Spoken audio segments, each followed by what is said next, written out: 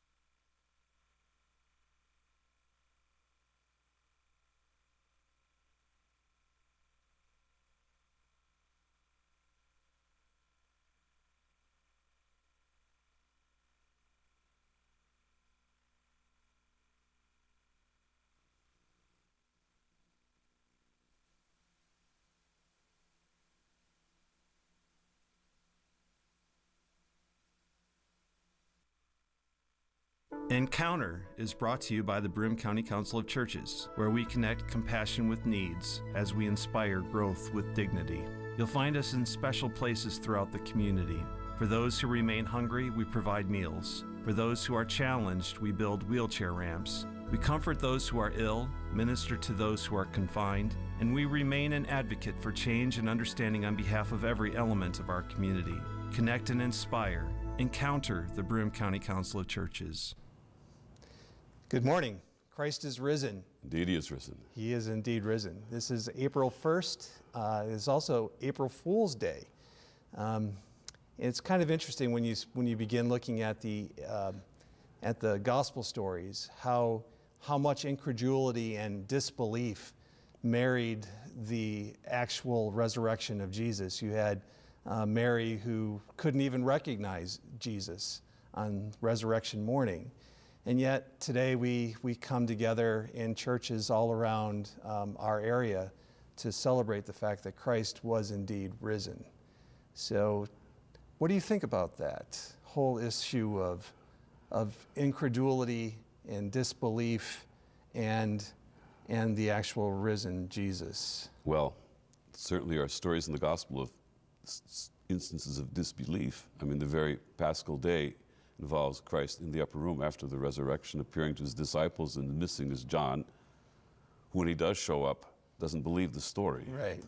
It's only later, when John is still with the brothers, that the Lord appears again, and then he sees for himself the risen Christ.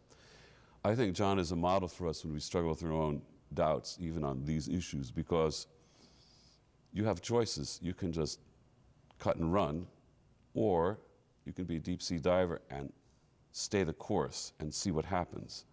I mean, in the very beginning of the Gospel of St. John, Jesus says to his disciples, who would become his disciples, "You come follow me and you'll see wonderful things."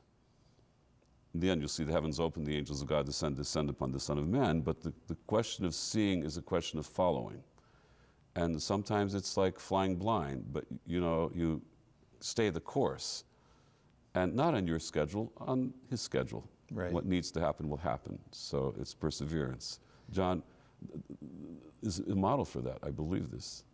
And Thomas is a model for this. And Thomas, Yes. yeah. So Thomas says, unless I put my hand in his wounds, unless I see it and experience it for myself, then I'm not going to believe. And then the risen Jesus comes to him and says, "All right, Thomas, do what you need to."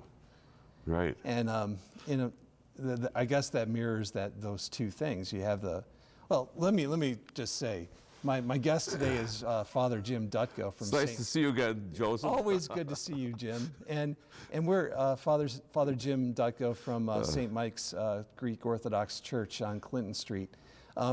And there is a difference between when your congregation will celebrate Easter and when most of the other congregations in our area celebrate Easter.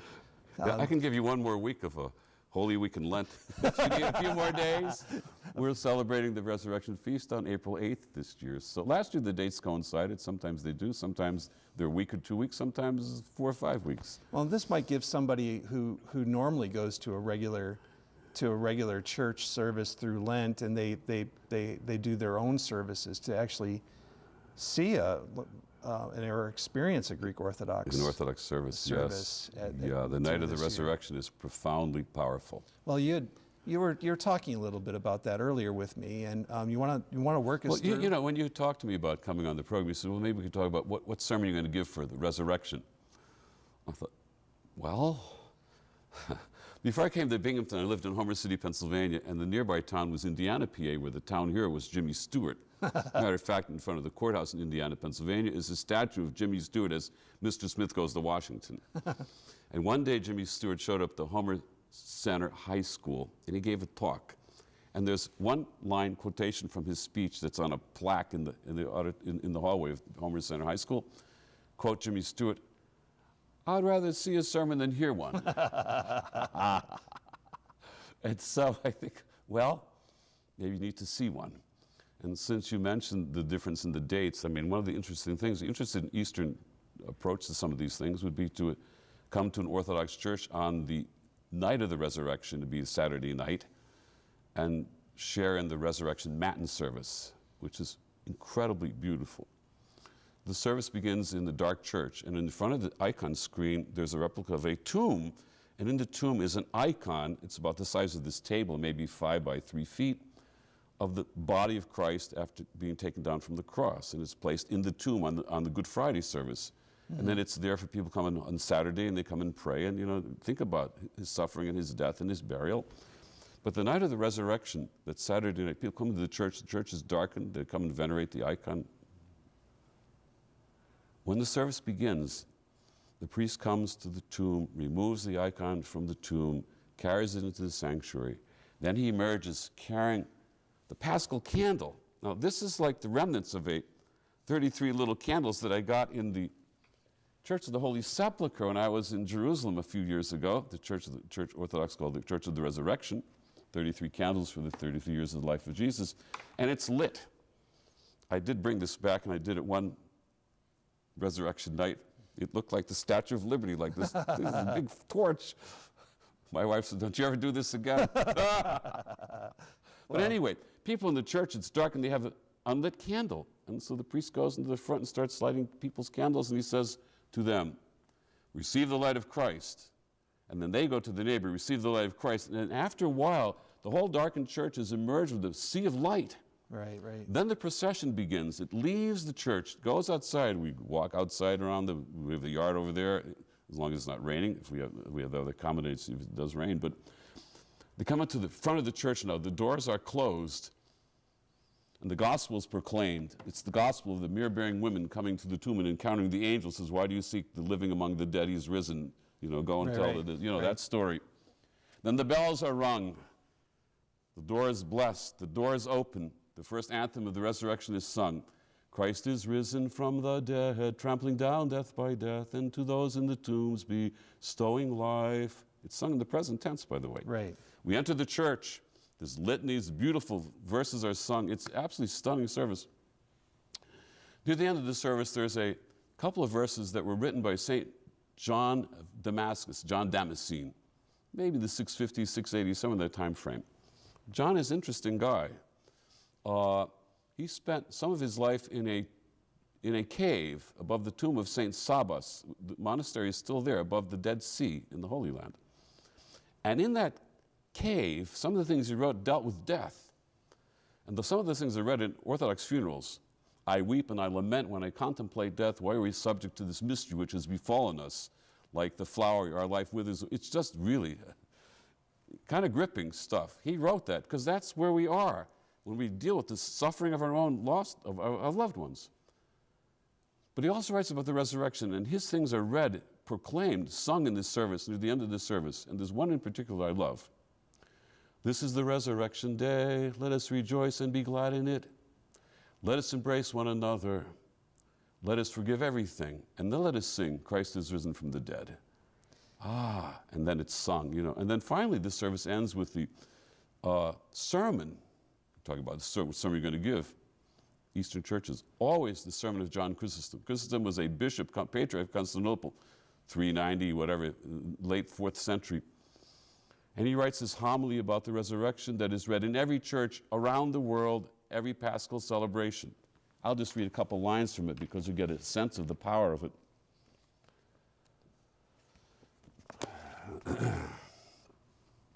Come all, enter the joy of your Lord. You the first and you the last, receive alike your reward. You rich and you poor, dance together. You sober and you weakling, celebrate the day. You've kept the fast and you have not rejoiced today. The table is richly laden, enjoy its royal banquet. The calf is a fatted one, let no one go away hungry. All of you enjoy the banquet of faith. Let no one grieve over his poverty, for the universal kingdom has been revealed. Let no one fear death, for the death of our Savior has set us free. It's very gripping. I mean, of course, it's a beautiful, beautiful reflection on the resurrection of Christ. And then it leads into the liturgy, either right after the Matins or maybe in the morning, which we have at St. Michael's. Well, and it brings up an important theme, I think, because, you know, as you were talking about the reality of the person, like the person isn't, we sit here in the midst of our own humanity. We experience hurt, we experience sickness, we experience death. Yes. Always loss of many different varieties.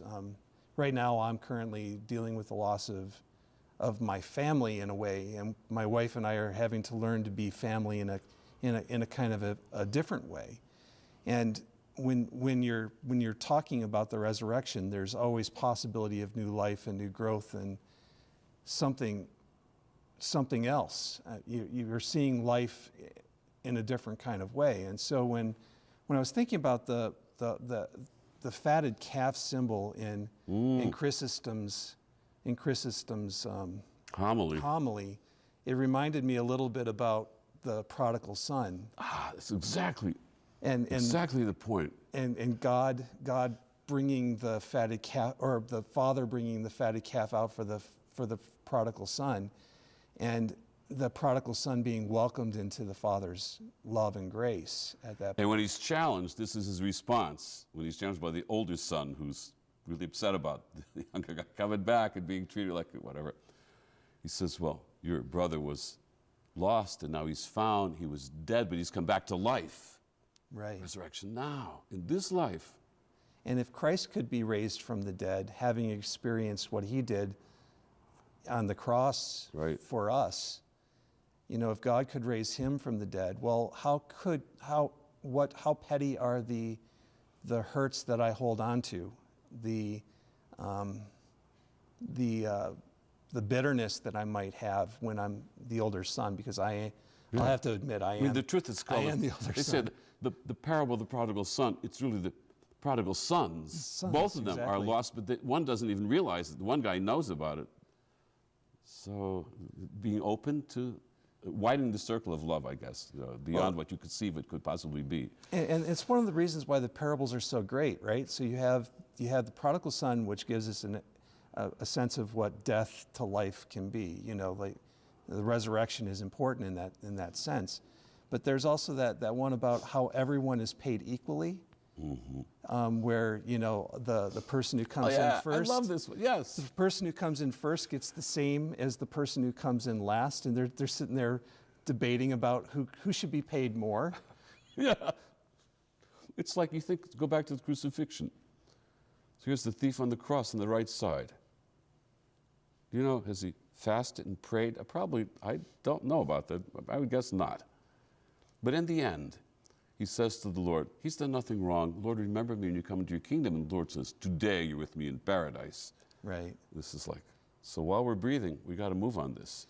You know, I talked about seeing a sermon rather than hearing one. We're talking about this service in the Eastern Church, but I'll tell you a story of how this was put into practice one day. So it's 1812. Napoleon's army has invaded Russia. They're on the outskirts of the city of Moscow, burning the place to the ground. And the young Tsar Alexander I is watching all of this. And he makes up his mind that night that someday he will have his revenge for the French. Well, the winters are pretty long in Russia. The supply lines are within 2 years. The Russian army now is surrounding Paris. It's the spring of the year. Alexander is there. And this is going to be his revenge. It's a spring night. It's the Easter night. Outside of the palace, he summons his troops and the Orthodox priests, and they begin celebrating the service I just described. And then it goes back to Damascene's hymn. This is the resurrection day. Let us celebrate, let us rejoice in it. Let us embrace one another. Let us forgive everything. And let us sing Christ is risen. He did not destroy the city because of this. It's powerful stuff, you know, it's like, so to remember these things, it matters. Dostoevsky writes, it's one of my favorite lines in literature. It's the closing lines of the Brothers Karamazov, you know. Somebody has died, the older guy's talking to his young friends. He says, remember this, there's nothing more precious in life than memory of something that's good. If you have one such memory, it can save you. That's why we need to do this stuff. Because we may not understand or even realize what's going on, but it might sink in after a while, and then you say, wait a minute, this can be a transforming moment in the life that we're in. There's another line in that Brothers Karamazov story. It deals with this, dealing with doubts.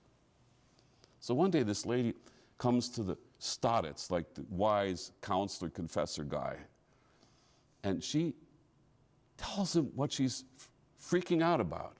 And this is her problem. She says, how do I know when I die that there's nothing else besides the worms crawling through my bones and the grass growing over my grave? How do you really know there's anything else? Right. And he says to her, I can't prove it to you. That's sort of like data. But you can come to know this as a certainty. She says, how? He says, if you choose to love everything that exists, every plant, every animal, every tree, every person, without exception, you'll come to know it as a certainty. That's what he says. It goes back to Jesus' invitation. Come follow me and you will see wonderful things. And so I guess with the struggles, with the doubts we have, because we all have them. I mean, it's like the two-sided coin. If our life is like a coin, there's faith and doubt. I mean, don't be afraid of doubt. Become the deep sea diver and hang on. If you have the measure like Jesus, like the mustard seed, you know, my faith is like, it's like the guy comes, we had the gospel this past Sunday in church. It's the father who has the son, you know, who's all these, he took everywhere else, nowhere else to go except, just like finally people show up at church, or, you know, they say no, atheists in a foxhole and stuff like that. Right. Finally come to Jesus. If there's something you could do. And Jesus says, well, if you have faith, everything's possible. The guy says, I don't have enough. Help me to have more. Right. And when he says that, that's enough. That is. Because not only is the Son healed, so is the Father. It's like, and so it's like whatever measure you have, mustard seed, like a piece of pepper or something. Jesus says, say to the mountain, it moves. How's that going to move? We move. That's exactly right. You know, the word, the Greek word for resurrection is anastasis. It means to stand again. Yeah. It's like we have this gospel after the resurrection, these wonderful Sundays of the Paschal light season, and one day Jesus goes to the guy sitting by this healing pool, you know, this story in Bethesda, whatever it is there, and he's there for 38 years, and an angel comes and stirs the pool once a year. First guy in gets healed, and so Jesus sees this guy, and he's laying over there, and of course he never gets in first, somebody else beats him, and Jesus asks the most seemingly stupid question. I don't think doctors ask this question. Do you want to be well? Not how are you? Are you okay? What's going on? Do you want to be well? And the guy has, well, I'd like to, but. And Jesus says, stand up and walk. And he stands up and walks because he's not alone. Right. Like he takes that dynamic and moves with it. So, you know, so we're called in the resurrection to think about it, because we think about it, a lot of people think about it in the past. Jesus rose from the dead. Or if we do the traditional creeds which we have in our churches, the Creed of Nicaea, the Apostles' Creed, and I look for the resurrection of the dead and life in the age to come. So we look at the future tense. But it's interesting because, especially in the Eastern perspective of things, the resurrection is always presented in the present. Christ is risen from the dead, trampling down death by death, and to those in the tombs bestowing life. Let me show you the icon of the resurrection, if I can. Here, You better.